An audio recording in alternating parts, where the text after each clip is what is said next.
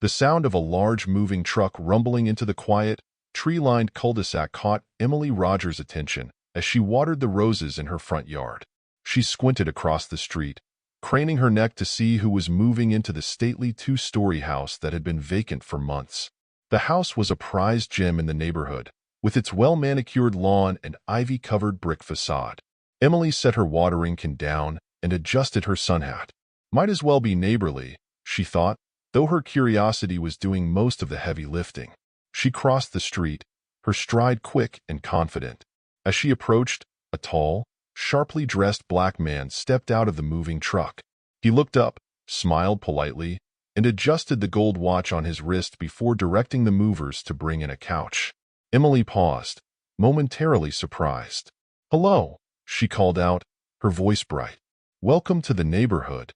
The man turned and approached, extending a hand. "Hi, thank you. I'm Victor Johnson, Emily Rogers. I live right there."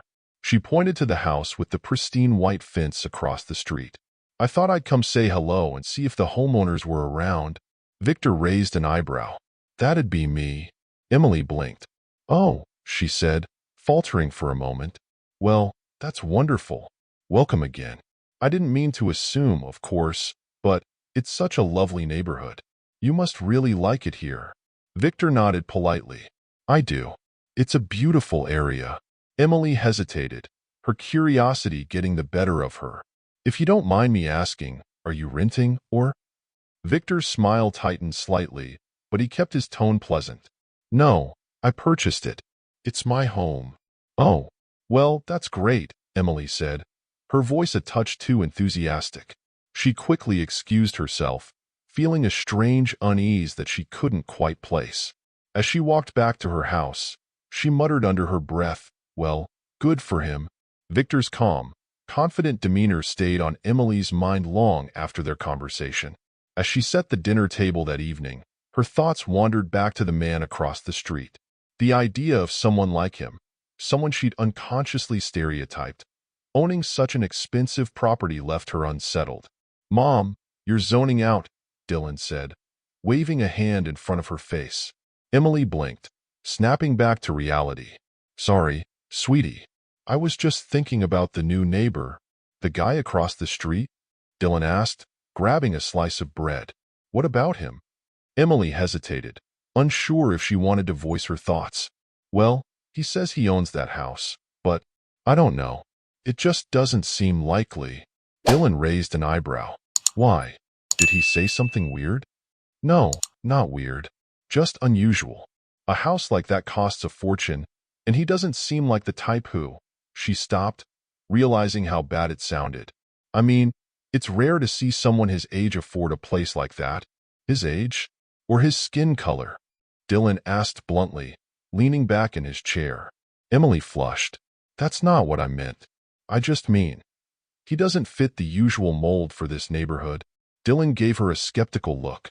"Right. Because rich people only look one way." Emily bristled at his tone. "Don't twist my words, Dylan. I just think there's more to the story. That's all." The conversation shifted, but Dylan couldn't shake his curiosity. Later that night, he leaned against his bedroom window, looking across the street at Victor's house. The garage door was partially open, and he could see the sleek outline of a luxury car parked inside. He'd overheard his mom mentioning the watch earlier, and now he was curious. Victor had been wearing a gold watch when they met. It wasn't just shiny, it was impressive. Dylan had seen enough videos about luxury items to know that piece was something special. Watches like that didn't come cheap, which only added to his intrigue. "I'll just check it out," Dylan muttered to himself. Quietly, he slipped on a hoodie and sneakers, easing open the front door to avoid waking his mom. The cul-de-sac was silent except for the faint hum of crickets. Dylan crossed the street and approached Victor's driveway. The garage light spilled out onto the concrete, revealing a collection of neatly packed boxes and a glass display case just inside the garage. There it was, the watch he'd noticed earlier. The gold glinted under the fluorescent light, sitting among other equally impressive timepieces. His heart raced as he reached out, lifting the watch carefully from its stand. "Whoa," he whispered, turning it over in his hands. It was heavier than he'd expected, the craftsmanship impeccable. Emboldened, he tried clasping it onto his wrist. As he struggled with the buckle, a loud snap broke the silence. Dylan froze, staring in horror at the broken clasp. Panic set in. What had he done? He quickly placed the watch on Victor's porch, hoping it would go unnoticed, and sprinted back to his house, his chest pounding. The next morning, Emily noticed something shiny on Victor's porch as she sipped her coffee. She squinted, setting her mug down on the counter. Was that a gold watch? Her suspicions deepened. Well, isn't that interesting? She murmured to herself. I knew something was off. She watched as Victor eventually stepped outside to pick up his newspaper. He bent down, picked up the watch, and examined it briefly before going back inside. To Emily, his behavior only added fuel to her assumptions. Maybe Dylan's right, she muttered. But I'm going to figure this out. What she didn't know was that her assumptions and her son's late-night escapade were about to collide in ways she hadn't anticipated. Victor's housewarming party was the talk of the cul-de-sac that weekend, not because it was loud or rowdy, but because it was unexpected. The quiet hum of laughter, conversation, and music filtered out through the neighborhood. It wasn't long before Emily Rogers took notice. Sitting on her porch with a glass of iced tea, she frowned as she saw a steady stream of guests arriving at Victor's home. The driveway filled with cars, sleek sedans, SUVs, and even a couple of motorcycles. The guests were diverse in age, race, and style, a mix of well-dressed professionals and casually dressed friends who all seemed to know Victor well. What is going on over there? Emily muttered to herself. She watched as Victor stood at the door, greeting his guests with warm handshakes and hugs. A catered van parked in front of the house, and trays of food were unloaded. The aroma of barbecue drifted through the air, mingling with bursts of laughter. As the evening progressed, the faint rhythm of music reached Emily's ears. It wasn't loud, but it was enough to irritate her. The upbeat tunes and chatter of voices felt intrusive in what she considered her quiet, orderly neighborhood. Inside Victor's home, the party was in full swing. His best friend, Jason, handed him a drink and clapped him on the shoulder. Man, this place is amazing, Jason said, taking in the vaulted ceilings and elegant decor. You've really made it. Victor chuckled. Thanks. It's been a long road, but I'm finally here. Nearby, his sister Serena was catching up with a group of friends. The gathering was more than a celebration of a new house. It was a testament to Victor's hard work and success. The guests mingled, enjoying the catered food and drinks, while Victor made sure everyone felt at home. Across the street, Emily was reaching the end of her patience. She had tried to focus on her book, then her favorite TV show, but the constant reminder of Victor's gathering grated on her nerves. This is ridiculous, she muttered, setting her glass down. She paced her living room, growing angrier with each passing minute. This is a respectable neighborhood, not a party zone. Her annoyance quickly turned into suspicion. Of course, she said to herself, snapping her fingers. He must be renting. No one who owns a house like that would throw a party this disruptive. She marched to her kitchen and grabbed her phone. Dialing the non-emergency line for the local police, she took a steadying breath. Yes, hello, she said, adopting a concerned tone. I'm calling about my neighbor. They've been having a loud party all evening, and the music is getting out of hand. I'm also concerned because, well, there's some suspicious activity. Lots of cars, people coming and going. I don't want to make accusations, but it seems worth checking out. The dispatcher assured her that an officer would be sent to investigate. Satisfied, Emily hung up and sat back down, watching Victor's house with a sense of vindication. When the police arrived 20 minutes later, Victor's party had just shifted into a quieter phase. The music had been turned down, and most of the guests were chatting in small groups or enjoying dessert. Victor himself was in the backyard, showing off his grill set up to a few friends, when one of his guests called out, "Hey, Victor, cops are here." Victor furrowed his brow but remained calm. "Cops?" he repeated, excusing himself. He made his way to the front yard, where two uniformed officers stood next to Emily, who had come outside to greet them. "Is there a problem, officers?" Victor asked, his voice steady. Before they could respond, Emily jumped in. "Yes, there is. These people have been causing a disturbance all night with their loud music and noise. And frankly, I'm concerned about what's really going on here." Victor raised an eyebrow. "Really? This is a small gathering with friends and family." Emily scoffed.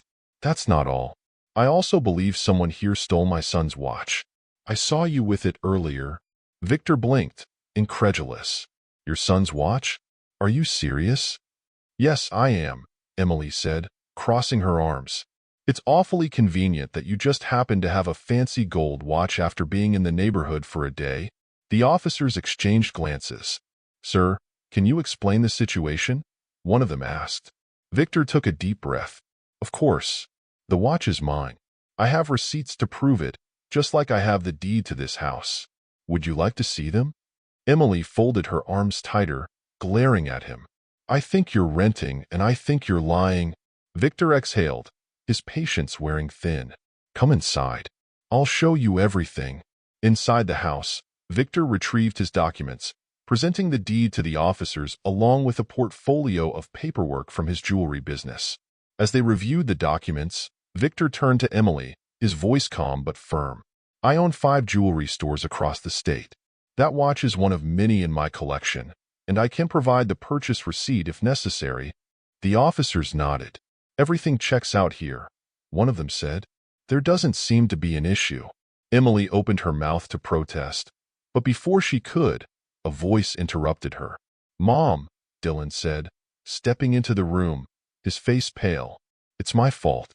I broke the watch. I took it from the garage to look at it, but I panicked and left it on the porch when I broke the clasp." Emily froze, her face turning red as all eyes turned to her. Victor sighed, his composure unwavering. "Well, that clears things up," he said. "Thank you for telling the truth, Dylan." The officers excused themselves, and as they left, Emily looked at Victor, her expression a mix of guilt and embarrassment. I don't know what to say," she stammered. "You could start with an apology," Victor said gently.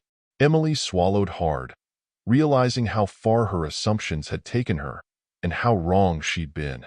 Victor stood in the doorway, his calm demeanor masking the irritation bubbling just beneath the surface. Emily, however, wasn't done. She pressed her point, ignoring her son's earlier confession. "This whole situation is still very suspicious," Emily declared, her voice rising in frustration. "Just because you have some paperwork doesn't mean you're telling the truth. It's all too convenient." One of the officers cleared his throat. "Ma'am, we've already verified Mr. Johnson's ownership of the house and the watch. There doesn't appear to be any crime here." Emily's face flushed with anger. "You're just going to take his word for it? This man threw a loud party, disrupted the neighborhood, and clearly doesn't belong here." Victor took a deep breath, his hands gripping the edge of the doorframe to steady himself. He'd dealt with people like Emily before, people who refused to let go of their assumptions no matter how much evidence proved them wrong. "Officer," Victor said calmly, his voice steady but firm. "May I speak freely?" The officer nodded. "Go ahead, sir." Victor turned to Emily, his expression measured. "I've tried to be polite since we met, but you've been making assumptions about me from the moment I moved in. First, you didn't believe I could own this house. Then, you accused me of stealing my own watch. And now, even after your son admitted to taking it, you're still treating me like a criminal." Emily opened her mouth to respond, but Victor held up a hand, stopping her. "You don't know me," he continued. "You don't know how hard I've worked to get where I am. Do you know how many years I spent building my business? How many nights I stayed up, sacrificing time with my family to make something of myself? I've earned everything I have, and I'm proud of it. But you see me, and all you see is someone who doesn't belong." Emily's face turned beet red, and she glanced at the officers as if hoping they'd intervene. They didn't. They simply stood, watching, letting Victor have his say. "I don't expect you to like me, or even to understand me," Victor said. "But I do expect you to treat me with the same respect you'd give anyone else in this neighborhood. That's not too much to ask, is it?" Emily stared at him, her expression a mix of guilt, embarrassment, and stubbornness. For a moment, the only sound was the faint hum of the music still playing inside Victor's house. "Mr. Johnson," one of the officers said, breaking the silence. "You've been more than cooperative. We appreciate your patience in clearing this up." Victor nodded, his shoulders relaxing slightly. "Thank you, officers." As the police turned to leave, Emily lingered, her hands clenched at her sides. She looked at Victor, her lips pressed into a thin line, as if she wanted to say something but couldn't bring herself to do it. "Have a good night, Ms. Rogers," Victor said pointedly, stepping back inside and closing the door. Back across the street, Emily paced her living room, her thoughts racing. Dylan sat on the couch, his face buried in his hands. "Mom, why didn't you just stop?" he asked, his voice muffled. "I was trying to protect the neighborhood," Emily said defensively, though the words sounded hollow even to her. "How was I supposed to know everything he said was true?" Dylan looked up at her, his expression incredulous. "He showed you the deed to his house. He showed you proof for the watch. What more did you need?" Emily didn't have an answer. She sank into the chair across from Dylan, rubbing her temples. I thought I was doing the right thing," she said quietly. "Well, you didn't," Dylan said bluntly. "And now the whole neighborhood's probably going to think we're racist." Emily flinched at the word. It was a harsh accusation, but deep down, she knew there was truth to it. Her actions, her assumptions, her refusal to listen. They all pointed to something she didn't want to admit. "I need to fix this," she said finally, her voice barely above a whisper. Dylan didn't respond. He just shook his head and went upstairs, leaving Emily alone with her thoughts. Across the street, Victor sat on his couch, staring at the watch in his hands.